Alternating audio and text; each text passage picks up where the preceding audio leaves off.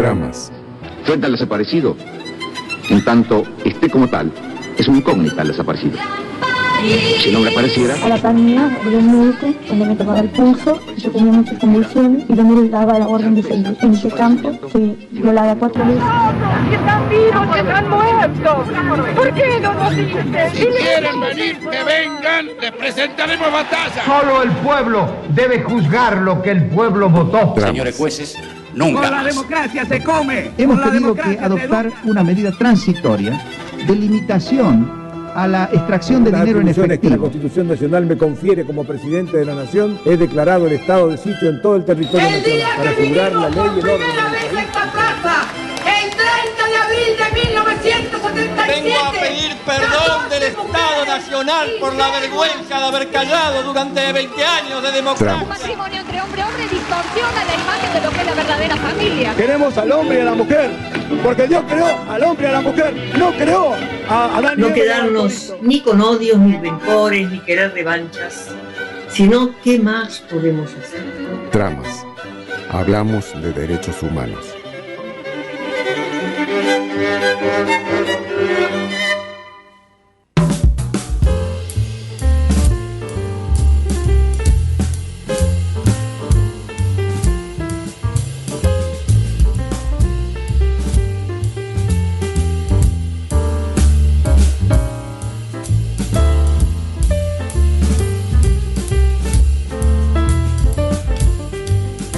Muy buenas tardes, estamos en un nuevo encuentro de tramas aquí en Cacán FM, en esta tarde de otoño, pero que se parece más a una tarde de verano, nos volvió a abandonar el otoño.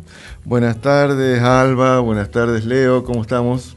Hola, buenas tardes compañeros, compañeres, a la audiencia. Así es, Leo. Buenas tardes, ¿qué tal? ¿Cómo les va, compañeros de mesa, querida oyentada de tramas? Bien, bien. Ya recordamos las líneas de comunicación, 3834-670065. Recordamos que tendremos una entrevista, ¿no?, con Demetrio Iramaín, ¿no, sí, Robert? Sí, así es. Sí, un gran militante de los derechos humanos, muy allegado a la organización de madres de Plaza de Mayo, y bueno, vamos a hablar con él del aniversario de la primer marcha de las madres, que fue un 30 de abril de 1977. Y también vamos a estar hablando del Eternauta y de los derechos de propiedad intelectual, así que bueno, hacemos la primera pausa, ¿te parece? Y ya arrancamos así con toda la furia. ¿Sí? Ahí vamos.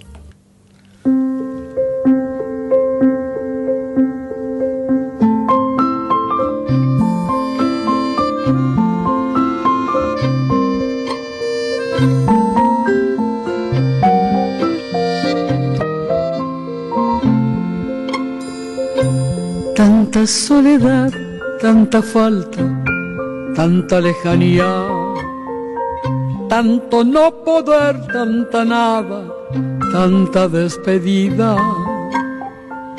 tan dolor de puertas cerradas, tan dolor que humilla, pero en tu piecita de lata, esa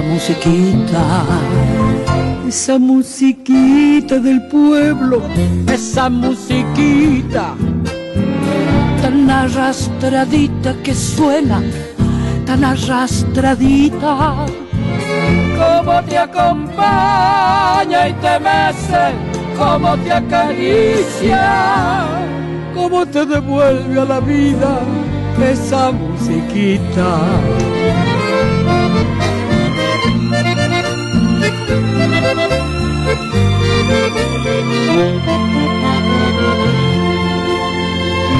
Gira con su sombra bailando esa musiquita, vuela estremecida su falda, vuela estremecida, desde que recuerdos la salva, mágica y sencilla, llena de temblores dulzones, esa musiquita. En la cara gris del espejo de la bailarina, su rubor de niña bailando, su rubor de niña, mientras sin pudores se abraza a la melodía de esa musiquita del alma, esa musiquita del pueblo, esa musiquita tan arrastradita que suena, tan arrastradita, como la acompaña y la besa, como la acaricia, como la devuelve a la vida esa musiquita, como la devuelve a la vida esa musiquita.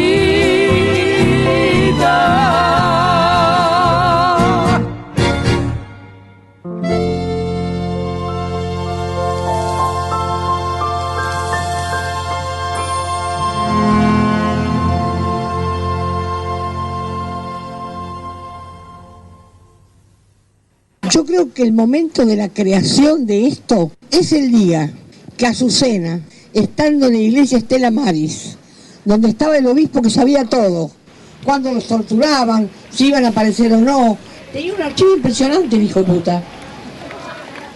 Y resulta que estando ahí, una de las últimas veces que fuimos, que ya nos habían hecho de todo, ese día nos hicieron sacar los zapatos para revisarlos, nos sacaron las carteras para guardarlas. Y Azucena se da vuelta y dice, basta, no vengamos más acá, no ven lo que nos hacen, no vengamos más, vayamos a la Plaza de Mayo y llevemos una carta al presidente. Yo creo que esa fue la creación de las madres. En ese mismo momento, no sabemos qué día fue, y al poco tiempo fue la convocatoria para sí, el 30 de abril.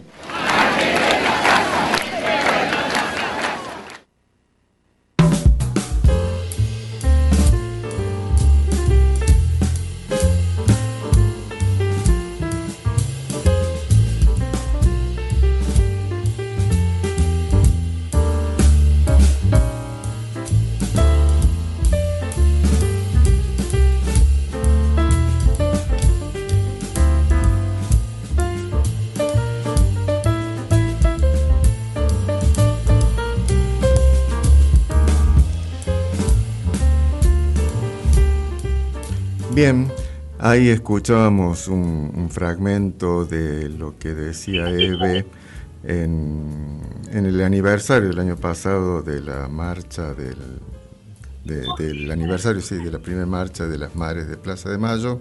Y ya estamos, creo que en comunicación con Demetrio Iramarín, ¿verdad, Demetrio? ¿Estás ahí? Hola, sí, ¿qué tal? ¿Cómo están, compañeros? Bueno, muchísimas gracias por atendernos. Bueno, Demetrio es poeta, periodista, militante, docente del IUMA, protagonista ahí de varios programas radiales en Somos Radio, la radio de las madres. ¿Cómo llegaste, cómo te acercaste a la organización Madres de Plaza de Mayo y particularmente a Eve y a ese grupo, digamos, de madres que lleva adelante la organización? Y bueno, yo me acerqué en la década del 90, en los años 90, apenas terminé la escuela secundaria, quería militar, digamos, un poco más comprometidamente, más sistematizadamente con las madres. Yo venía ya acompañando todos sus actos, sus actividades en la medida que podía. Por supuesto no me perdía nunca la marcha de la Resistencia.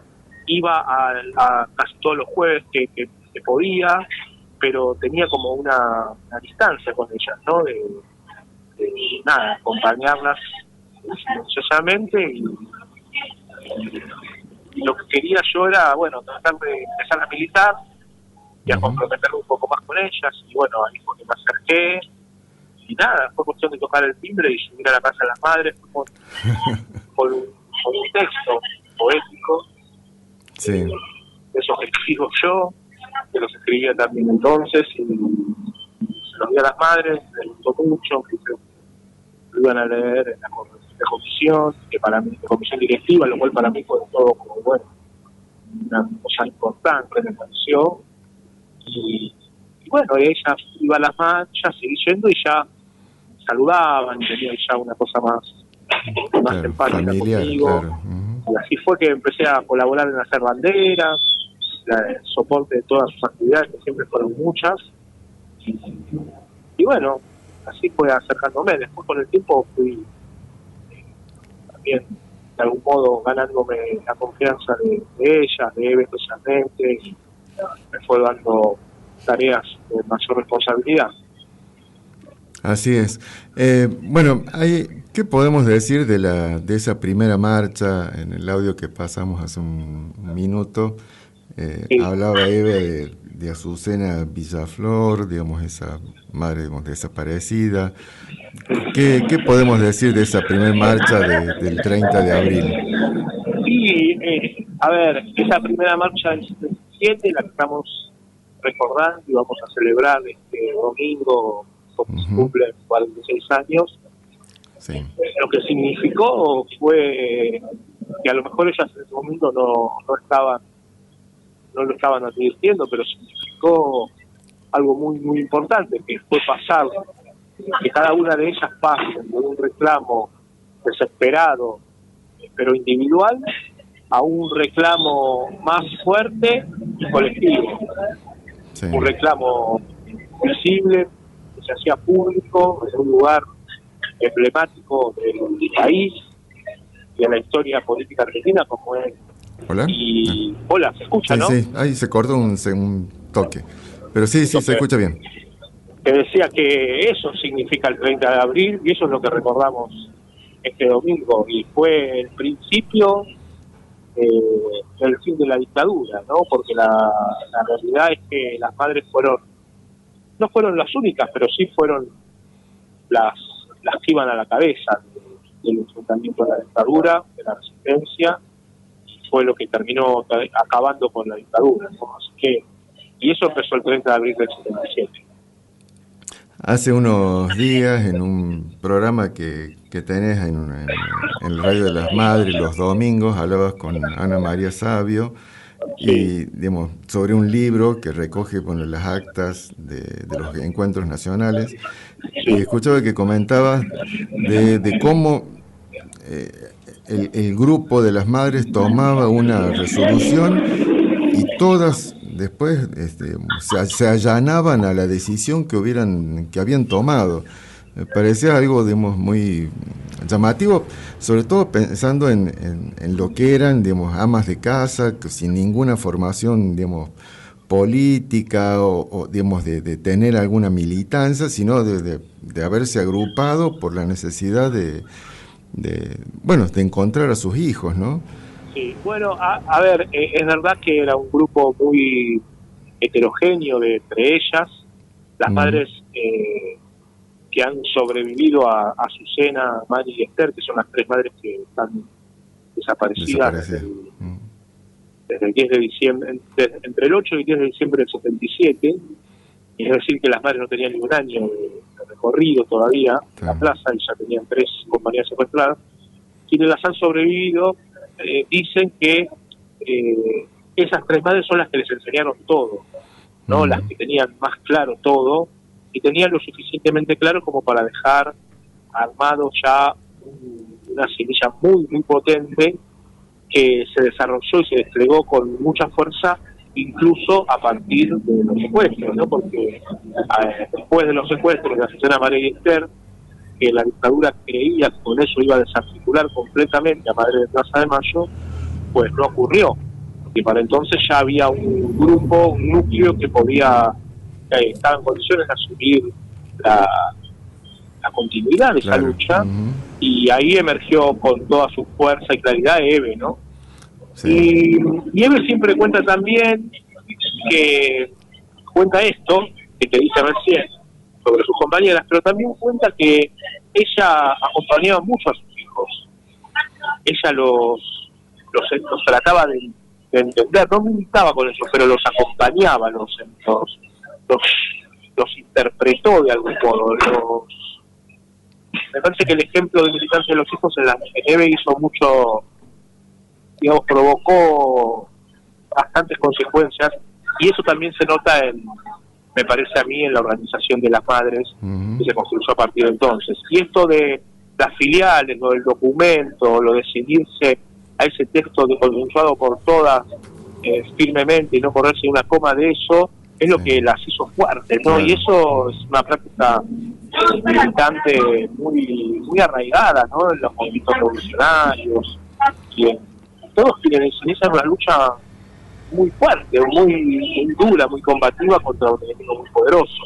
Así que creo que ahí también hay un elemento a tener en cuenta, que quizás con los años habrá que ir profundizando y analizando con más fuerza, ¿no? Como el ejemplo de los hijos, de las madres, sus militancias, cómo fue reinterpretado por las madres para producir su propia militancia y su propia lucha. Sí. Demetrio, una pregunta, ¿qué tal? Le habla Leo. Hola, Leo. Quería preguntarle acerca de la revista Ni un Paso Atrás, ¿cómo surge, cómo es la experiencia? Sí. Bueno, la revista fue la última publicación gráfica que tuvieron las madres, la revista Ni un Paso Atrás. La revista es la continuación de otra publicación que se llamó Sueños Compartidos, que era la misma, pero que se interrumpe cuando se produce la causa, la estafa contra las madres, ¿no? Que fue la causa Joclender, claro, en el año 2011. La revista se llamaba Sueños Compartidos, y tenía que, y de algún modo, digamos, daba cuenta del proyecto de construcción de viviendas y de inclusión social llamado Sueños Compartidos, en el cual las madres estaban embarcadas desde hacía algunos años, ya desde el año 2006 había comenzado, y en 2011, bueno, se produjo esta situación tan desagradable en la que las madres fueron víctimas y damnificadas por esa estafa. Sin embargo, la justicia federal de Comodoro Pi en Buenos Aires entendió que las madres en realidad eran las responsables, ¿no? Algo absolutamente insólito, pero claro, con este sistema de justicia que tenemos era algo también previsible que pasara, y pasó. Tanto es así que Eve fue muy perseguida por esta causa. Pero bueno, volviendo al punto de la revista se llamaba Sueños Compartidos. A partir de lo que pasó con la causa Joclender, se interrumpió unos 3 meses y volvimos en octubre del año 2011. La última había salido en junio, nos salió julio, agosto y septiembre, y volvimos en octubre del 2011 con una publicación similar en términos gráficos, quizás un poco más enfocada explícitamente en lo político, que fue Ni un Paso Atrás. La anterior, Sueños Compartidos, primero empezó siendo una revista política, pero en términos más culturales, no más amplios, ¿no? Siempre fue con una entrevista central de Eve en la tapa, la nota central, un reportaje que Eve hacía de determinado personaje, que no siempre tenía que ver con la política, especialmente en la primera parte, ¿no? En la Sueños Compartidos. Ahí salió Capusotto, salió Diego Maradona, salió Charly García, salió la Brujita Veró en la tapa, Antonio Basalla, y también algún político, Juan Pablo Feynman, salió o un pensador, salió el fiscal Félix Kraus, de Justicia Legítima, no sé, estoy tratando de acordarme. Y ya a partir de Ni un Paso Atrás fueron personajes más políticos. Salió el Cuervo Larroque, salió, bueno, la tan recordada entrevista de Eve al general César Milani, bueno, y así, digamos, siguió siendo cultural, pero también incorporaba cada vez con más fuerza lo explícitamente político, sí. Y fue una experiencia maravillosa, la verdad que fue una revista hermosa, que además continuó otra anterior, que fue el periódico de las Madres de Plaza de Mayo, que salió entre el año 84, diciembre de 1984, y el año 2008, ¿no? Sin interrupciones porque, digamos, salió, bueno, hubo diferentes etapas, pero las Madres siempre tuvieron alguna publicación gráfica hasta el año 2017, fue la última, cuando cumplieron los 40 años, la última edición de Ni un Paso Atrás. Demetrio, ayer fue la marcha 2350. Sí. y si bien los actores y los nombres, digamos, desde aquella primera marcha a la de hoy, no son los mismos, no sé si podés coincidir o no, digamos, parecería que se sigue marchando contra los mismos enemigos o a favor de las mismas causas. ¿Vos ves que hay ahí un hilo conductor en estos 46 años de lucha de las madres? Sí, absolutamente, absolutamente. Lo hay, primero porque los sueños son los mismos, que es la sociedad plenamente justa, la sociedad sin clases, la sociedad donde no hay explotación, la sociedad de la justicia social. Eso sigue pendiente, digamos, construir en la Argentina, así que los sueños son los mismos. Las madres empezaron buscando a sus hijos, y las madres nos dijeron que los hijos los encontraron no solo en los que luchan y pelean, sino en la propia pelea. Creen que el mejor encuentro con los hijos es continuar su lucha. Claro. Entonces ellas siguen en la pelea por eso. Así que ahí hay un hilo conductor posible, y más que evidente, ¿no? Es cuestión solamente de encontrarlo. Y también hay hilos conductores en las prácticas de las madres de Plaza de Mayo, ¿no? Muchas prácticas de entonces las siguen manteniendo. Esto de reconocerse como madres de todos los que luchan y pelean, creo que también estaba contenido en aquel momento. Una de las primeras, digamos, no certezas, pero sí alguna de las primeras señas casi de sentido común o de defensa propia que las madres resuelven apenas empiezan a juntar, es no preguntarse entre ellas dónde militan los hijos. Claro. Porque eso las puede empezar a separar entre ellas, y ellas necesitaban estar muy unidas entre ellas. Y eso es el germen de esto que te estoy diciendo, ¿no? Lo que ellas después denominaron socialización de la maternidad, y lo continúan hoy, yendo cuando, mirá, yo me acuerdo en el macrismo, hubo una represión muy grande a trabajadores en el subte, y las madres fueron a rescatar a los pibes que estaban presos. Ahí el cuerpo. No les importó si los pibes eran de una organización o de otra, si estaban en instalo en un gremio o en otro, o enrolados en una línea o en otra del sindicato. Lo mismo pasó cuando reprimieron a manteros aquí en Buenos Aires. Siempre las madres estaban tratando de buscar siempre un punto de unidad, pero que ese punto de unidad sea en función de objetivos comunes, ¿no? Y bueno, si estamos peleando todos contra Macri y contra Larreta, que fue en aquel momento, entonces ahí hay un punto común, y eso es lo que tiene que primar por sobre cualquier otro, ¿no? Y eso lo demostraron con esto que te estoy diciendo, ¿no? Ir a buscar a todos los presos sin importarles si estaban teniendo. Sin ver los papeles, claro, de ver qué camiseta tenés puestas. Exacto.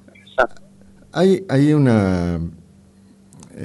bueno, ayer, digamos, Cristina inauguraba esta escuela justicialista, Néstor Kirchner, y no podía dejar de pensar en que me parece que es algo así como lo que quisieron hacer las madres, o lo que están haciendo las madres, ¿no? Con lo que fue primero la Universidad Popular Madres de Plaza de Mayo, o con el Instituto Universitario Madres de Plaza de Mayo, ¿no? O sea, formar cuadros políticos con un contenido que sale de lo que está, digamos, del sentido común instalado. ¿Vos ves eso en esto de lo que habló ayer Cristina? ¿O cómo viste eso? A ver, me parece...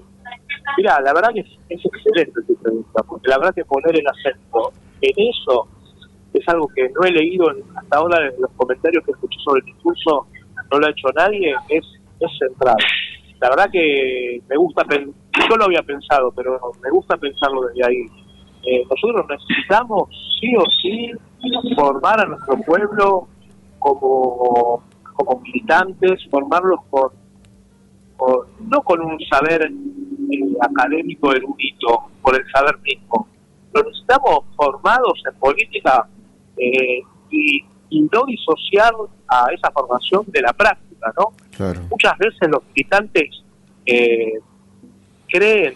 tendemos a creer que lo único que se trata es de poner el cuerpo, y para pensar están otros. Sí. Y no es así. El militante tiene que pensar poniendo el cuerpo, y el dirigente igual. El dirigente piensa y conduce en función también de una práctica, ¿no?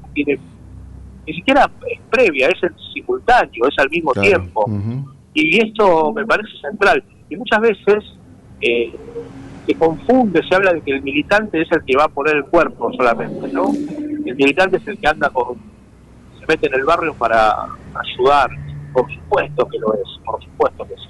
Eso no puede impedir que el militante estudie, se forme, sepa de política, sepa también puede hacer un aporte, ¿no? Que puede hacer un aporte del conocimiento, de decir, bueno, porque si no, las madres lo vieron. Todos en el peor momento hasta entonces en la Argentina, no en el año 2000, 99-2000. Ya lo venían previendo desde antes, y en ese momento cuando abrieron la universidad, el país se caía a pedazos, y las madres dijeron, no puede ser que el movimiento popular esté peleando por un plato de comida solamente. Tenemos que ampliar el horizonte, tenemos que formarnos, tenemos derecho al libro, al debate, a la cultura, a la obra de teatro, a la poesía, en fin, a protagonizar, a ejercer esos derechos, ¿no? Sí. Y también al plato de comida, y también a la lucha, y nos va a ser muy necesario todo eso para poder pelear con mejores perspectivas. Y bueno, y la verdad que Cristina esté pensando lo mismo nos llena de orgullo. Claro, sí, me parece buenísimo. Hay, digamos, como para finalizar, bueno, no sé si mis compañeros quieren hacer otra pregunta, pero hay una cuestión biológica, digamos, que atenta contra el reservorio de la memoria, ¿no? O sea, así como en algún momento dejó de estar Azucena, bueno, ha dejado de estar Eve, y digamos, y eso es algo que es imparable, no se lo puede detener. ¿Cómo ves la renovación o mantener viva esta memoria? Quizás estos espacios, ¿no?, de formación sean una forma, pero ¿ves otra posibilidad de mantener esa continuidad, mantener viva la memoria? ¿Es un desafío? ¿Cómo lo ves? Bueno, a ver, es más que una posibilidad, es una necesidad. Y la verdad que también los pueblos siempre han continuado. La lucha de las madres recoge parte de la tradición de la lucha de sus hijos. Más o menos lo estuvimos conversando en la entrevista de ahora.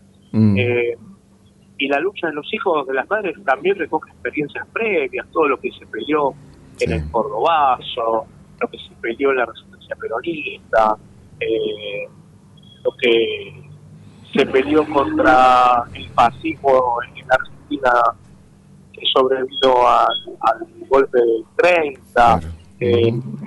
Digamos, nunca los pueblos se terminan. El problema es que muchas veces nos quieren hacer creer que empezamos de cero, ¿no? Claro, Esto que decía Rodolfo Wolf, las luchas no pueden empezar de cero, siempre tenemos que tratar de quebrar ese círculo. Sí, hablar de procesos, no de hitos. Y yo creo que, si bien Eve hay una sola, y por sus características personales, ella es una mujer colectiva, es producto de sus compañeras también, y bueno, yo creo que vamos a tener que crear otra Eve, ¿no? Claro.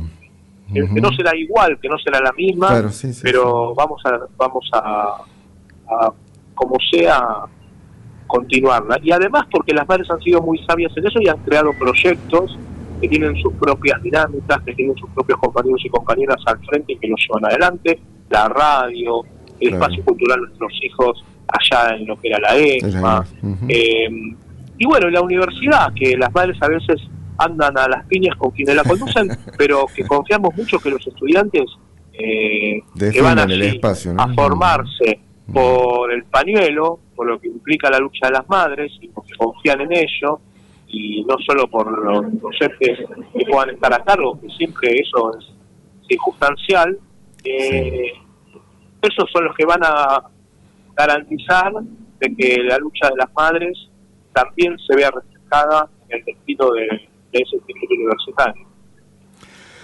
Demetrio, muchísimas gracias por este tiempo y bueno, estaremos viendo a ver qué es lo que pasa en el 30 con el aniversario. Cómo no. Ustedes están lejos, pero bueno, en lo posible síganlo en las redes. Estamos lejos pero comunicados. Pero estamos cerca, exactamente. Un abrazo grande. Un abrazo grande, muchas gracias. Chau, chau. Bien, ahí escuchábamos entonces a Demetrio Iramayín sobre, bueno, no solamente sobre el aniversario de esta primera marcha de las madres, sino, bueno, nos extendimos un poquito más. Dígame. Sí, me gustó la entrevista y lo bueno que es claro, ¿no? Creo entender. Uno sabe de la lucha de las madres, ¿no? Pero me gustó eso que dijiste vos de los procesos, compañero, y también lo que él dijo, que era recoger el guante, porque plantarse ante los medios de comunicación hegemónicos se está poniendo muy difícil. Así que muy agradecida la entrevista. Sí, bueno, esto, ¿no? De que siempre se intenta romper la historia como un proceso y reducirla a efemérides, ¿no? Bueno, el Día de la Bandera, San Martín, Sarmiento, digamos, todos días como si fueran cosas, hechos aislados, e incluso, digamos, resaltando la figura de una persona como el héroe o la heroína, como si fuera una sola persona, sacado del conjunto que impulsó a que esa persona pudiera protagonizar y todo lo que ocurrió antes y todo lo que ocurrió después de esos hechos. Y de condiciones necesarias y azarosas también dentro de lo relativo a la historia. No es que la cosa, el hecho aparece así como decís claro, vos, ¿no? Sí. Y bueno, de repente un plato día, volador. Claro, bueno, se hizo la bandera. Claro. O sea, esto no tenía otra cosa que hacer claro, Belgrano, claro, estaba aburrido, de repente, al lado de un río, dice, ¿qué voy a hacer hoy? Ajá, bueno, voy a hacer una bandera. Claro. O bueno, la misma Revolución de Mayo, ¿no? O sea, digamos, parece una revolución boba, ¿qué le tengo? No sé, paraguas, ¿para qué se juntaron esos señores? Había unos cuantos repartiendo escarapelas, todo es un cuentito rosa, o sea, no parece que no hubiera habido ahí cuestiones políticas, que no hubiera habido tensiones, que intereses. No, obviamente, intereses, claro. Naturalmente. Y eso, digamos, ¿por qué se llega a ese momento y por qué se decide y qué es lo que se decide en ese momento? Bueno. Estaba leyendo recién porque hablabas de Cristina, del discurso de sí. ayer, y dice, en palabras de ella, ¿no? Esos mamarrachos que andan diciendo que la casta tiene miedo. ¿De qué tiene miedo si nunca te pasó nada, no? Esos son los que quieren que pase todo de pronto también, ¿no? Son los que, digamos, de alguna manera dicen generar este estado así, y encima están completamente a favor de que todos vivamos en pleno pánico. Sí, decimos, porque en general, digamos, si recorremos la historia, las personas que han sido víctimas de enfrentamientos o incluso de muertes, siempre han estado de un lado que no es el lado de las élites. Las élites siempre han estado, digamos, cómodas, hablando, protestando, proponiendo cosas, digamos, pero nunca han sufrido bajas personales, digamos como esto, ¿no? Un intento de asesinato o un asesinato real. Entonces, digamos, lo que te decía Cristina, sí, es muy destacable, ¿no? Es decir, que me vienen a decir, bueno, que tienen miedo, o sea, ¿Qué más nos pueden hacer? Claro. Hubo un bombardeo en Plaza de Mayo. Proscripción durante muchos años. Proscripción del peronismo, ahora un intento, bueno, es una proscripción, digamos, porque hay un fallo, digamos, que no está firme, pero es un fallo, digamos, que le impide a la persona que tiene el mayor caudal de votos hoy en Argentina presentarse en una elección. Es una proscripción. ¿Hacemos una pausa? Sí, recordemos también que creo que el estudio del INADI, eso también a destacar.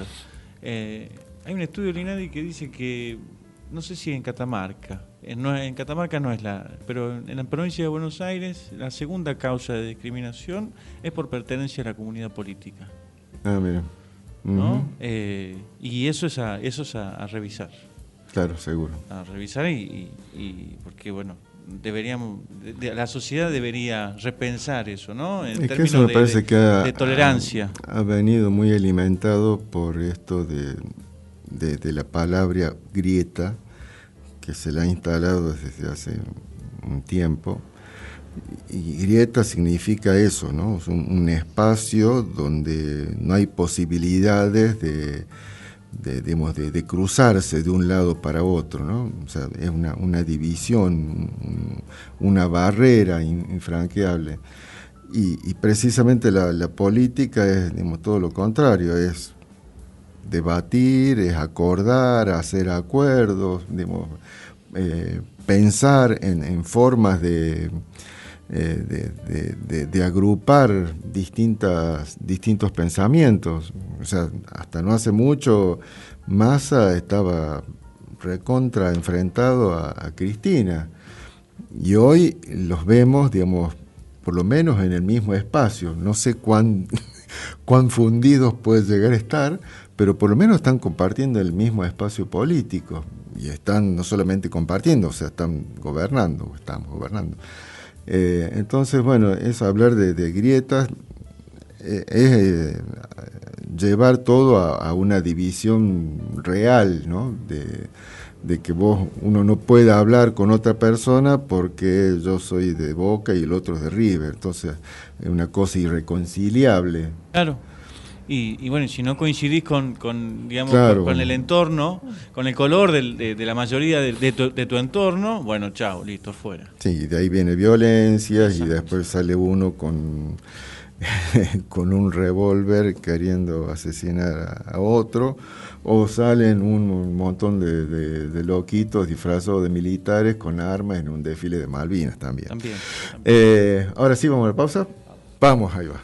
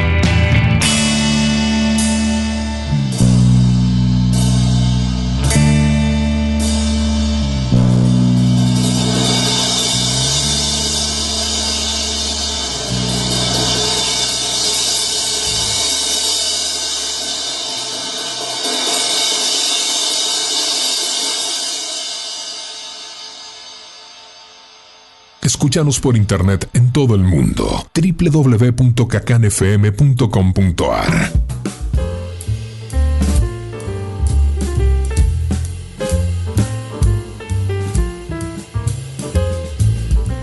Estamos de regreso aquí en Tramas por Cacán FM. ¿Cómo se pueden comunicar la oyentada? La oyentada puede comunicarse al 3834-670065 al teléfono de la mejor escuchada, FM Cacán 90.3. Tramas, hablamos de derechos humanos. Y aquí estamos. Roberto Ramos, Alba Hogas, Leonardo Curoto. Bueno, un 27 de abril de 1977 era capturado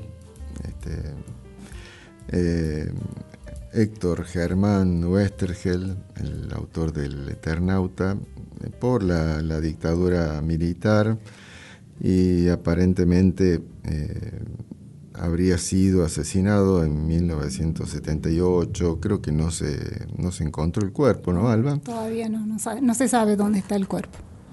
Sí. Y bueno, la idea era un poco rescatar esta figura de Oesterhel y de, bueno, un poco la obra más conocida, si bien fue un gran historietista, digamos, como creador de muchos personajes y de muchos libros dentro del género de historietas. El Eternauta es lo que ha sido, digamos, rescatado, relevado, incluso se lo ha asimilado a Néstor Kirchner, ¿no? A un presidente que hemos tenido aquí en Argentina, ¿no, Alba? Así es, sí. Digamos que el Eternauta creo que pasó a tener preponderancia, ¿no es cierto? Porque la manera de trabajar del presidente Néstor Kirchner en su momento fue de manera colectiva realmente, ¿no? En cada discurso que daba, en cada posición que tomó en base a sus convicciones, se les hacía homenaje a través, ¿no es cierto?, de decirle el Eternauta, ¿no? Bueno, ¿y por qué, digamos, tendría eso, esto que hablabas, digamos, de lo colectivo? ¿Qué tiene que ver, digamos, esa gestión de Néstor Kirchner con el Eternauta? Bueno, mira, yo me empecé a leer y tener lecturas sobre esto, y de a poco fui profundizando, ¿no?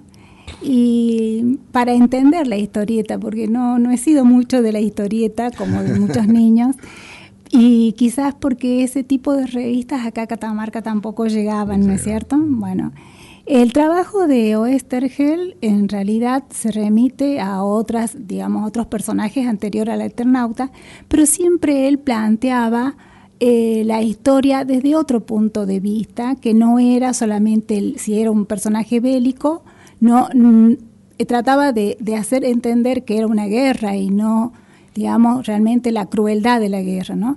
Y lo colectivo, en el caso del Eternauta, era que nadie se salva solo, ni teniendo por esto un héroe o una persona que va a salvar a los demás, sino que el trabajo es entre varios, ¿no? Para poderse salvar de cualquier situación de amenaza, ¿no?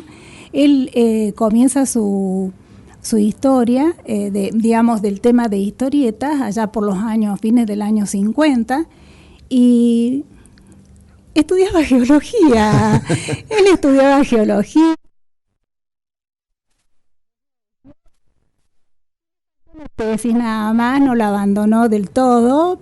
Y YPF, miren ustedes lo que es una bandera, ¿no es cierto? Sí. En cuanto a hidrocarburos, lo quería de becado, lo tuvo como becado, y recorrió parte del país. Y le decía, ibas a ganar muy bien. Pero él estaba muy con sus convicciones, vuelvo a decir, es una palabra muy importante para mí, las convicciones que tenía con respecto a ser escritor.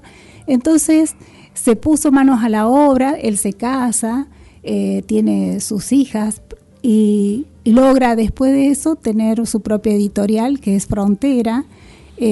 con sus revistas de Hora Cero, Mystery, y tenía sus personajes hasta que entró también en una editorial muy importante de la época que era Abril. Y allí conoce un director que le dice, mirá, sería interesantísimo todo lo que me plantea, es muy exquisito lo que hace, estaba impresionadísimo, y convida a unos italianos dibujantes que estaban prestos, gente joven, prestos a venirse a la América, porque habían transitado ya la Segunda Guerra Mundial, ¿no?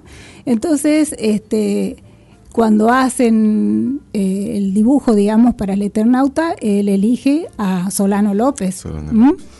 Si bien es cierto, había otros interesantes acá como Breccia, y bueno, hacen el Eternauta y era serial, en serie, digamos, ¿no? Claro. Eran pocas páginas, pero Oesterheld tenía una familia, tenía 4 hijos. Tenía una hermosa familia, ¿no? 4 hijas, y no alcanzaba el dinero. Dándose una moneda, tuvo que viajar a Europa, la pasó muy mal, estuvo entre otros lugares como en Londres, y él logra después establecerse nuevamente en la Argentina, después del 65, ya está acá en Argentina, y otra vez a fregarse para ver de que salir con sus historias, ¿no? Si bien es cierto, tienen historias a través de personajes como Ernie Pike, basado en un personaje que era Pyle, que había estado como relator de guerra. También tiene otros como que se hizo famoso, que era Mort Cinder. Sí. Entonces, digamos que su trayectoria era muy bien considerada, digamos. Y cuando se pusieron con el tema de Latinoamérica y todos estos procesos que se estaban dando en Latinoamérica y sus hijas adolescentes, comprende que se podría hacer la historieta sobre el Che Guevara, ¿no?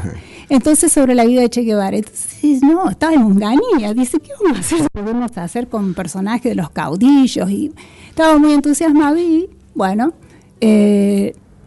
no se pudo hacer. Hubo una tirada, decían que hubo un allanamiento. La cosa es que desapareció las primeras tiradas del Che y otra vez la hecatombe económica, ¿no? Y así sucesivamente, don Germán Oesterheld llegó la desaparición de sus hijas, los asesinatos, y él también fue secuestrado. Pero en la clandestinidad, cuando entre el 76 hasta que lo secuestran, él hace la segunda parte del Eternauta, que le llaman El Regreso, porque el primer Eternauta habla sobre una gran nevada, que es una invasión alienígena, y logran salvarse algunas personas, pero él habla sobre Buenos Aires y nombra los lugares de Buenos Aires, que es interesante para la época. Para mí era un escritor de avanzada, porque no es que estaba hablando de otro país o de... No, era una invasión alienígena en Buenos Aires. Siempre ¿no? Estamos acostumbrados a ver las invasiones que llegan a Estados Unidos, ¿no? Exacto, y nunca en otro lado. Se parece que los marcianos, digamos, los genes de otros planetas, dice, ¿dónde vamos a ir? No, vamos ahí a Estados Unidos, porque ahí hay cámaras, ahí nos van a filmar, van a hacer una linda película con nosotros. Y entonces, bueno, es muy interesante, claro, digamos, y ahí situar, ¿no? la historia, claro, ¿no? Ahí de lo colectivo que me preguntabas. Bueno, situó en Cava, ¿no? Claro, en Buenos Aires. Y él lo que cuenta ahí es Juan Salvo sería el personaje principal, y siempre con su familia, con la familia en el personaje, digamos, claro, ¿no? Que tenía, y era un reflejo también de su propia vida. Y en esa nevada logran salvarse ellos y unos cuantos más. Y bueno, de ahí llega el Eternauta 2, que es otra vez la invasión, pero ya venían mucho más preparados, es decir, hasta su casa es destrozada, la de Juan Salvo y su familia, pero ahí entra como personaje actuante realmente Germán Oesterheld, claro, que viene a estar con él en esa batalla, diálogo, ¿no? Que se claro, hace exactamente. Un diálogo con sí mismo, o de sí mismo con el personaje que ha creado. Exactamente. Y ahí se destaca que la única manera de salvarse de los Gurbos, de los Ellos, de los Manos, que así se llamaban en la historieta los alienígenas, y cómo algunos morían y tomaban, eran nuevos robots, pero para salvar al resto, ¿no? Se dejaban hacer robots para poder salvar al resto al conjunto, exactamente. Es decir, es una historieta, El Eternauta, para los que nos están escuchando, si son mayores, si no hay niños escuchando, no, o si los hay adolescentes y no lo leyeron nunca, está en PDF y pueden tener lectura sobre este personaje que abre cabezas, abre para esto, de que no haya discriminación, de lo que estábamos hablando, aunar esfuerzo, porque el enemigo es común a todos. Entonces, saber visualizar quién es el enemigo y cómo en conjunto poder lidiar con eso, ¿no? Oesterheld fue declarado ciudadano ilustre el jueves en la provincia de Buenos Aires, no en Cava, sino en la provincia de Buenos Aires, y a 46 años de su secuestro, en Bécar van a homenajear hoy a las 17:30 también a Oesterheld, y bueno, es mínimo lo que puedo decir de él, ¿no? con todo lo que nos ha legado, ¿no? Sí, muchos han hecho una asimilación, una comparación entre esta invasión alienígena, extraterrestre, con lo que era la dictadura, con esa, exactamente, con esa fuerza que mataba, ¿no? Que mataba y que hacía desaparecer a las personas y creo que lo que él proponía era que la forma de enfrentar a esa fuerza, digamos, destructora, era apostar a lo colectivo, ¿no? Claro, los Gurbo, los ellos y eso eran justamente la avanzada de la dictadura, y porque él había sufrido, ¿no es cierto?, la desaparición de sus hijas, sus yernos y también nietos o nietes, y entonces sí, él en la clandestinidad asume ese Eternauta, ¿no? Ya un poco más despojado de lo otro, que también era importante, entender lo colectivo para salvarnos. Él lo hace porque justamente estaba viviendo la plena dictadura. Pero así mismo el Eternauta 2 sale por la revista Scorpio. Entonces estuvo bueno, y él se puso enterito él como Germán, que era su segundo nombre, ¿no? Sí. Hay una cosa también que me parece interesante, de que cuando termina es como que Juan Salvo como que venía del futuro y llegaba al pasado, se encontraba con Oesterheld, con Germán Oesterheld, y como había vuelto antes de que empezara, digamos, toda este hecho, esta invasión, tenía la oportunidad de ir y anticiparse y salvar no solamente a su familia, sino, digamos, al pueblo. Me hacía acordar a otras películas muy yankee, que se llama Interestelar, digamos, que también toma esto de las varias dimensiones, o de las posibilidades, digamos, de que haya varios universos paralelos en distintos tiempos. Y esto, digamos, es de 1960 y pico, ¿no? Claro, él hace la primera del 57 al 59 y la segunda en el 76, cuando ya estaba la dictadura. No lo quería espolear mucho para que lo vean, porque es cierto, él en un momento, cuando se siente re mal, dice ¿qué me está pasando? Y es que se encuentra que está frente a una casa del vecino, que era la de Juan Salvo, pero es un personaje central, que es el que le dice lo que está pasando. No, pero acá no pasa nada, y de pronto pasó. Entonces le creen, y qué sé yo, lo que él estaba comentando, porque era eso, venía del futuro, ¿me entendés? Es muy interesante realmente. Es una buena historia como para animar al que por ahí no lo pudo leer. Está, seguramente en internet, si lo buscan. Está gratuito. En PDF, lo pueden bajar, leer, y es algo, digamos, una historia posible y protagonizada por argentinos, por argentinas, o sea, los personajes toman mate, juegan al truco, digamos. Son nuestros, tienen más que ver con con nuestra cotidianidad y no tanto con lo que hacen y en realidad las costumbres de otros países. Claro, el tema es que él con sus historietas, en realidad, no solamente con esta, sino con Ernie Pyle y otros, él hace críticas al capitalismo, al colonialismo y al imperialismo. Es decir, está haciendo una crítica a través de la historieta, no es una historieta vacua, claro. No es un Superman, un Batman, ¿no es cierto? Que ahí son los héroes uno solo. ¿No es claro, cierto? Y luchan contra el mal, claro. Y digamos, son una pelea de héroes, sí, que exacto. Es casi como una pelea de egos, a ver quién es el guasón, el otro, digamos. Claro, es una lucha de egos, a ver quién es más malo y ver quién es más bueno y qué es lo que le hace uno al otro, digamos, parece que son personajes aislados, sacados del contexto, ¿no? Bueno, buenísimo.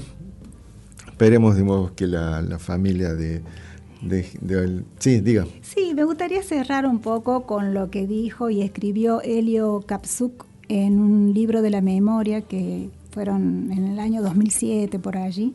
Uh-huh. Se hizo una presentación de un libro de la memoria, testimonio colectivo y creación permanente, y seguimos con la palabra colectivo, ¿no? Es muy importante. Sí. Y dice, cuando hablamos de memoria, hablamos de identidad y de historia, y también de justicia y verdad. Hablamos del derecho a la diferencia y también de la unidad de la diversidad. Recordar no debe ser un acto de nostalgia y pérdida, es compromiso hacia el futuro y preámbulo indispensable de la acción. Excelente. Vamos a una nueva pausa, ¿sí? Y vamos con el último bloque.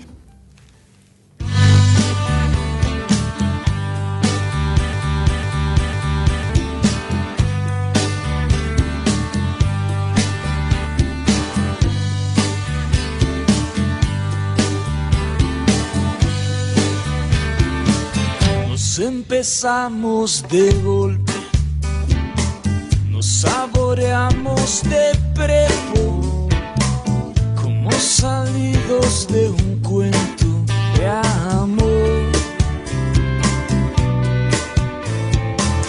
Vos venías de un viaje en mochilas cansadas, yo pateaba veranos sin sol. Y en el escolazo de los besos cantamos bingo y así andamos, sin nada de mapas ni de candado. Arriba morocha, que nadie está muerto. Vamos a puntear esta vida marreta, un ramo de sueños. Avanti morocha, no nos llueve tanto. No tires la toalla, hasta los más mancos la siguen remando. No tires la toalla, hasta los más mancos.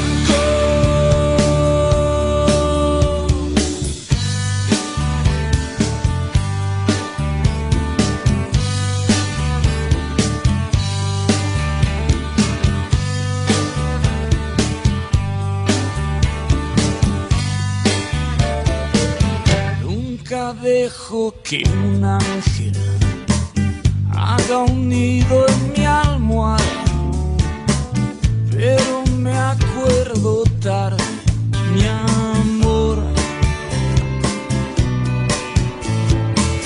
Hoy me siento a la sombra de tus piernas dormidas, le converso a mi insomnio de vos. Como los fantasmas del recuerdo salen de noche a patotearte, vos andas descalza y en puntas de pie. Arriba morocha, que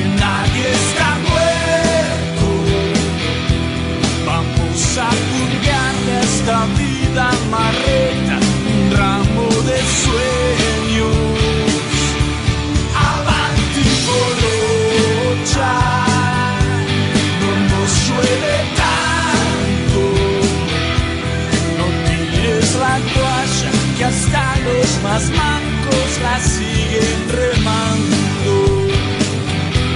No tires la toalla, que hasta los más mancos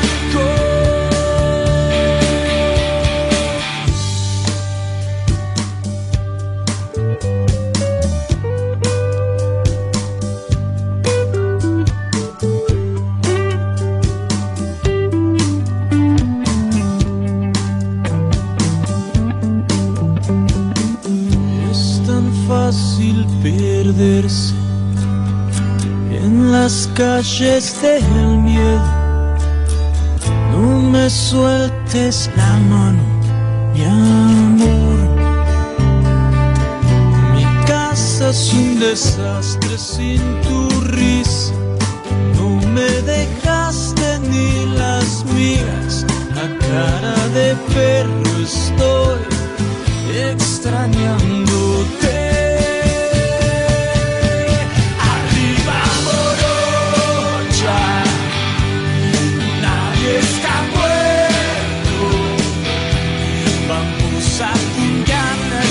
Vida marreta, un ramo de sueños. Avanti morocha, no nos suele tanto. No tires la toalla, hasta los más mancos la siguen remando. No tires la toalla, hasta los más mancos.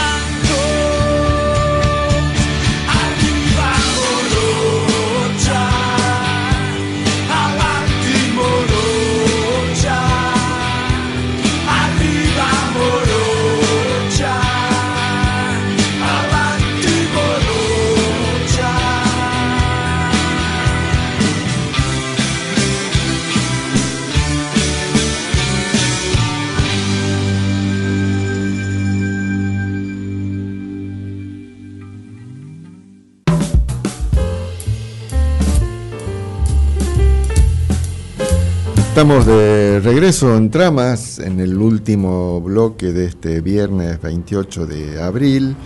Y bueno, la idea de este último bloque era recordar el Día Mundial de la Propiedad Intelectual, que se celebró el 26 de abril.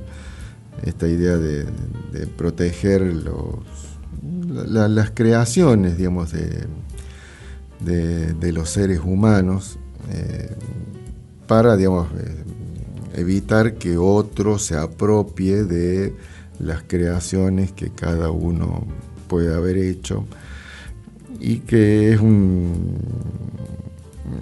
algo que está muy vinculado al positivismo y a la idea, digamos, de la propiedad privada, ¿no? De ser uno propietario de algo y hacer lo que uno quiere con eso. En este caso, bueno, las creaciones.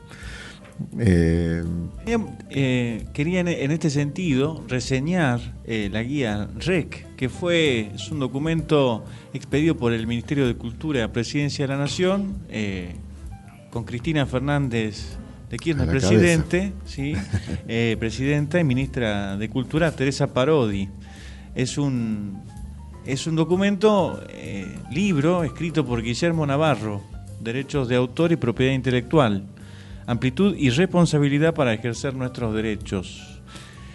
Y bueno, es reseñar, esto está, digamos, a descargar en la página, digamos, de cultura.gov.ar. Y bueno, ya les digo, leerles algunos apartados, para ir entendiendo un poco de la creación a la actividad industrial. Dice el comienzo, ¿no? El ser humano siempre necesitó expresarse, y de estas expresiones nacieron las artes y la música. Desde entonces la actividad musical no ha dejado de plantear cuestiones complejas con relación a la propiedad intelectual. Tales desafíos ponen de manifiesto que los alcances van mucho más allá de las capacidades, actividades de composición o de interpretación, y complejizan las variables y alternativas que existen alrededor de la propiedad intelectual. Cuando un creador compone una obra, pone en movimiento emociones y genera una profunda asociación con su persona. El derecho de autor se acopla de esta forma como una parte inescindible de su ser y su personalidad. Y en definitiva, esa fusión generará, ya desde el punto de vista legal, múltiples relaciones y consecuencias. Esto es cabal. Sí. Uno cuando, escucha, por ejemplo, una artista bien que tiene un estilo muy perfilado, que ha sido realmente conseguido, que es algo que le sucede a los más eximios, uno siente que esas emociones, ese profundo movimiento que te genera el espíritu, es una parte inescindible de esa persona, ¿no?, que te muestra su ser y su personalidad. Este planteo inicial, que tiene sus antecedentes en la tradición humanista de la creación, concibe la protección de la obra creada como una parte indisoluble de la personalidad. De allí que sea muy importante partir de esta noción del derecho de autor para comprender los alcances de los derechos de propiedad intelectual, sobre todo en el contexto de la industria y de las posibilidades que la tecnología permite en la actualidad. Es por ello que dice que va a explicar, ¿no? Aquí hay también la propiedad intelectual cuenta con diversos elementos o herramientas de utilidades varias que permiten proteger las obras creadas. Se analiza solo una parte de los derechos de propiedad intelectual, el conocimiento de las distintas facetas, marcas, patentes. Hay una diferencia entre lo que es una obra y la idea. Tomemos el caso de una persona que imagina en su habitación y compone en su cabeza, por ejemplo, una melodía y hace un repaso verbal de una letra. Técnicamente eso es una idea, porque no está plasmada en un soporte y por lo tanto queda en la esfera interna del autor. La obra es considerada tal por la Constitución Nacional cuando es creada, cuando el sistema del registro de la obra le va a dar una fecha cierta. Tal día vino fulano con tal cosa que escribió o que compuso. Ahí podemos hablar de creación. Mientras eso no suceda, estoy imaginándome aquel cuento. Bueno, eso es una idea solamente. Claro. Sí, no se pueden registrar ideas y no se tiene propiedad sobre una idea. Es interesante. En Argentina hay una ley que es la 11.723, una ley vieja, es del 1933. Ha tenido hasta hace poco, otras leyes que han ido ayornando esta ley, porque con 1933 no existía, por ejemplo, el mail, los teléfonos, o sea, todo el contenido digital no existía, entonces ha tenido que ser, actualizada por lo menos.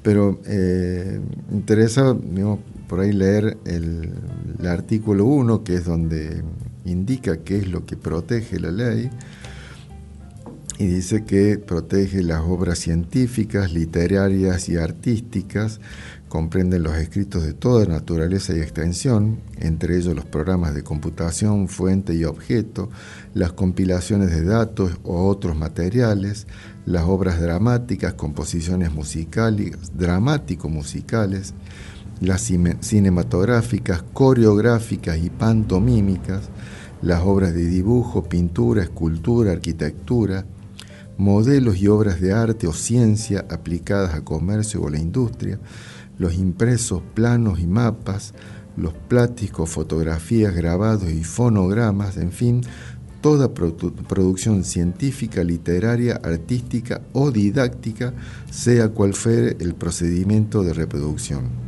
La protección del derecho abarcará la expresión de ideas, procedimientos, métodos de operación y conceptos matemáticos, pero no esas ideas, procedimientos, métodos o conceptos en sí, que es lo que decía respecto de las ideas, ¿no? Alguien decía que las ideas valen de a centavo por millón, o sea, hasta que una idea no es plasmada en algo, no vale nada.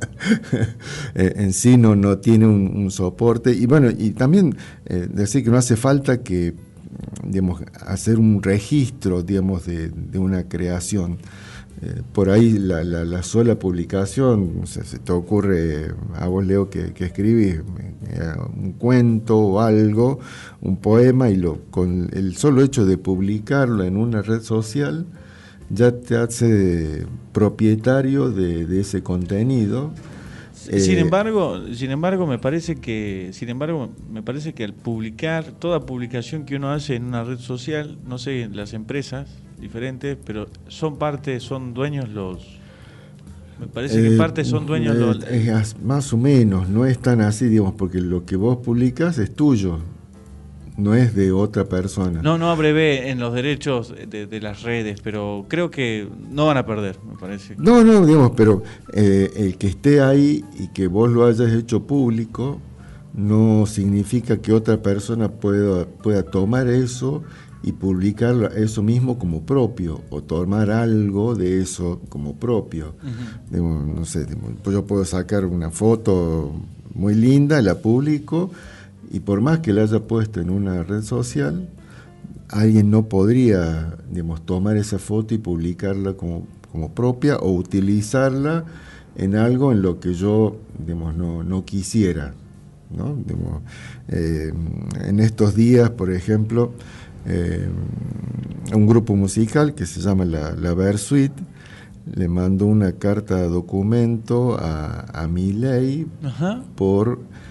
porque estaba usando un tema de esa banda, se viene el estallido, en la campaña política de... ¿Vos sabés que Milei. tuvo este muchacho problemas también con otra banda? Sí. Tuvo problemas con la renga. Tiene varios problemas. No, más allá. No, pero quiero decir, problemas con que vienen los artistas y le dicen, dejá de...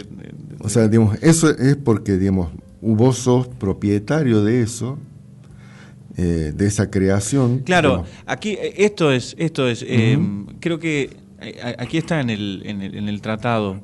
En principio es necesario que podamos diferenciar que dentro del derecho del autor existen distintos derechos o capas de derechos. El derecho de autor se compone de dos elementos característicos que determinan la forma de las relaciones entre autores y titulares de los derechos. El derecho moral del autor y el derecho patrimonial del autor. Sí. La relación con la persona que, no siendo autor, interpreta una obra, lo que se denomina derecho de intérprete o de ejecutante. Y dentro de los derechos derivados del carácter del derecho moral de autor, dice que en este sentido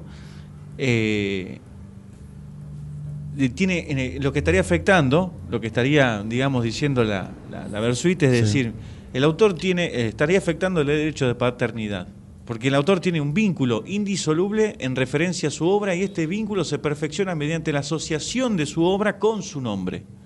Por lo tanto, el autor tendrá la posibilidad de realizar su identificación o mantener la referencia mediante el anónimo, un seudónimo con la obra. Y además, dice, es el derecho al autor o titular del derecho para realizar la reproducción en cualquier medio o en cualquier circunstancia. Si yo no te doy el derecho a que vos reproduzcas, exacto, eso no lo puedes hacer. Me puedo oponer. Digamos, bueno, en este caso, digamos, el grupo la Versuit, entiende que el uso de su creación... Claro, el derecho de paternidad que tiene... en ese espacio político no va con lo que piensa el grupo. Entonces, digamos, puede oponerse... Le veta el derecho de reproducción. Exacto, sí. O sea, no es que Milei esté diciendo que ese tema es de él, sino lo está poniendo, lo hace sonar en claro, él provoca una asociación con la idea del tema, con la música, exacto. Y bueno, y eso afecta el derecho patrimonial de la banda. Sí, exacto. Entonces, bueno, él no es tan libre, el que se proclama libertario, en el sistema de derechos, no es tan libre de agarrar cualquier cosa y asociarla a este mamarracho, ¿no? Sí. Y ya hay algo, somos los Salieri de Charlie, le robamos.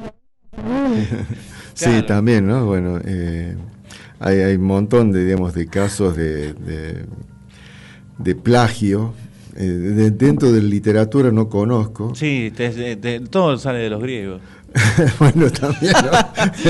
Pero sí, bueno, no importa. La música también dice que, bueno, que toda la música está robada de los Beatles. Pero bueno, hay algunos casos que han llegado a instancias judiciales, donde, bueno, se nota, digamos, de que esa composición ha tenido una fuerte inspiración, o le ha robado, digamos, a unos cuantos compases a esa otra, y bueno, a partir de ahí, digamos, todo el problema en definitiva sigue siendo, digamos, una cuestión económica, digamos, una persona, por ahí un tema que quiso alguien y quedó ahí en el olvido, otro lo toma y con eso hace un enorme éxito económico. Entonces el otro dice, che, pero eso que vos hiciste lo inventé yo antes. Y entonces, bueno, ahí viene, digamos, la judicialización de esas cuestiones. Había ahí unos audios, ¿verdad? Sí. Escuchamos el primero, bien. ¿Te parece? Perfecto.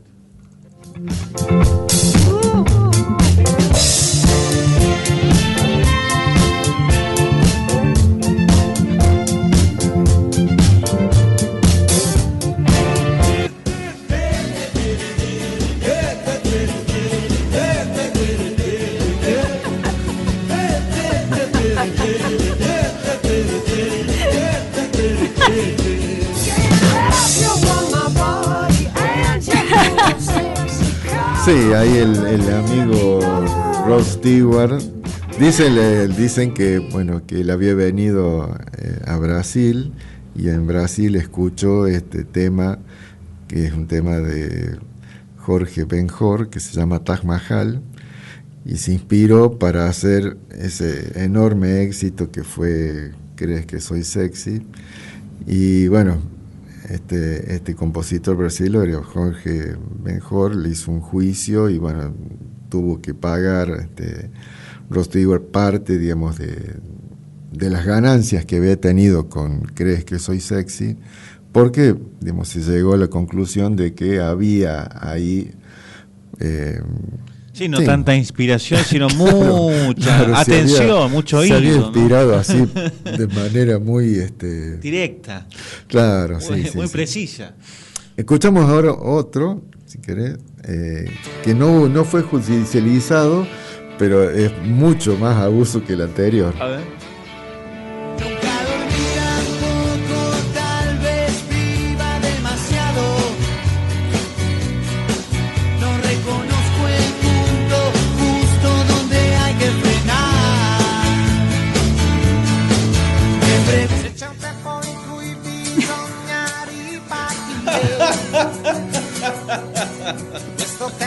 Es insalvable. Los amigos del grupo argentino Turf, el tema que hicieron que se llama Paso al Costado, es una copia exacta del tema que se llama Seguimi, que es el que estamos escuchando ahora, de Eros Ramazzotti. Sí, lo sentimos, muchachos.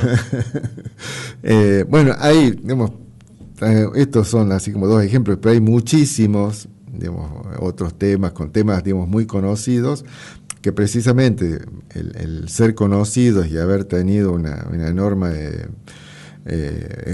haber generado mucho dinero ha hecho de que claro, bueno, se llegara a una instancia judicial para reclamar esos derechos, bueno, y tener una compensación económica para decir, bueno, maestro, muy lindo el tema tuyo, pero digamos, yo lo hice antes. Al final eso que escuchaste, que ya nadie le daba un peso. Claro, veo. Que no es negar, digamos, lo que hace el otro, ¿no? Digamos, no. Porque, digamos, en definitiva, digamos, toda la creación, siempre estamos creando sobre lo que otros han creado antes, ¿no? Exacto. Pero bueno, una cosa es crear sobre algo y otra es copiar. ¿Qué pasaría, disculpen, ¿no? Sí. ¿Qué pasaría con la recopilación de coplas y todas estas cosas de vidalas? Ahí ya se aclaró todo ese tema, que es famoso anónimo, popular o algo así. Y bueno, ahí mientras alguien no pueda demostrar de que eso era propio, uh-huh. Digamos, queda dentro de la recopilación o queda dentro de autores anónimos, y queda, digamos, a nombre de quien hace el registro primero, digamos, o quien hace una publicación de eso. Que en el caso, digamos, de recopilaciones como lo de Juan Alfonso Carrizo, ¿no? Digamos, los cancioneros que hizo aquí de Catamarca, de La Rioja, o Leda. de Tucumán, Leda también, que ha hecho, ¿no? Digamos, bueno, Leda y María Elena, que andaban con un geloso, un grabador de cinta, grabando por todos lados, recopilando, digamos, que también es un trabajo que en ese momento tiene todavía un valor, digamos, cultural y patrimonial, digamos, porque nadie había hecho se había tomado el trabajo de andar recopilando, digamos, esta información. La ley permite que, digamos, uno pueda tomar de una obra literaria o científica hasta 1000 palabras. O sea, vos podés, algo que está publicado, hasta 1000 palabras, podés tomarla y citarlas dentro de tu propia creación, y si se trata de música, podés tomar hasta 8 compases. Más de eso ya se considera plagio y habilita al propietario original a hacer una demanda, porque su derecho, su propiedad intelectual, digamos, ha sido vulnerada. Sí, violada, vulnerada. Sí, sí. Bueno, es amplísimo este tema, digamos, de la propiedad, digamos, intelectual. Incluso ha habido casos de compositores que han hecho una obra y que después ha sido judicializado por sí mismo por otra obra. O sea, es como, entonces yo hago un tema hoy, dentro de 5 años hago otro tema y es muy parecido al primero. Digamos, alguien diría, bueno, parece hecho por la misma persona, claro, y efectivamente era hecho por la misma persona. Pero con diferentes... Pero eran con diferentes productores, claro. Entonces el productor primero le hace un juicio al mismo autor porque... Dice, bueno, no, se copió. Ese tema lo hiciste... eso parece conmigo, hecho por vos, claro. Y sí, efectivamente, hecho por mí. Bueno, nos vamos yendo, si le parece, ¿sí?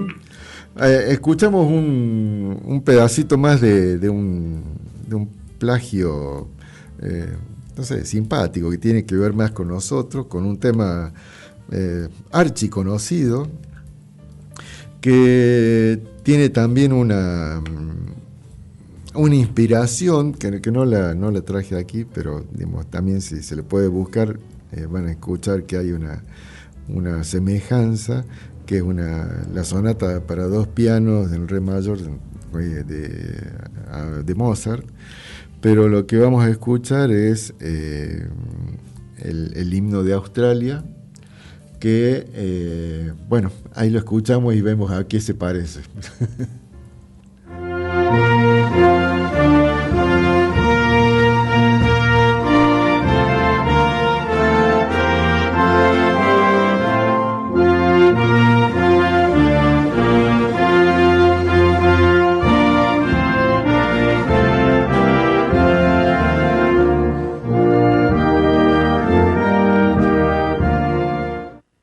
Parece bastante, ¿no?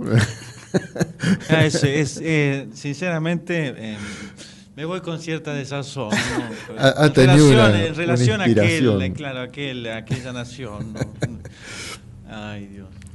Así que, bueno, de estos casos hay cientos, hay miles. Aclaremos que es Australia le roba.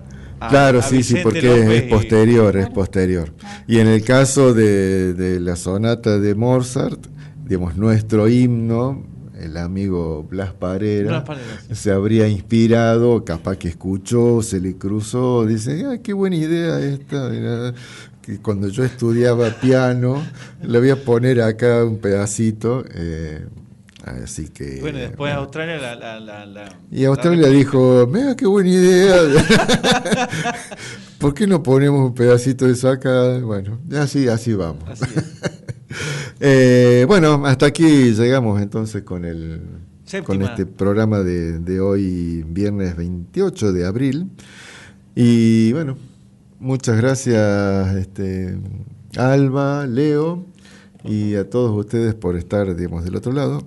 Nos encontramos el próximo viernes. Con los laureles que supimos conseguir. Exacto. Hasta la próxima.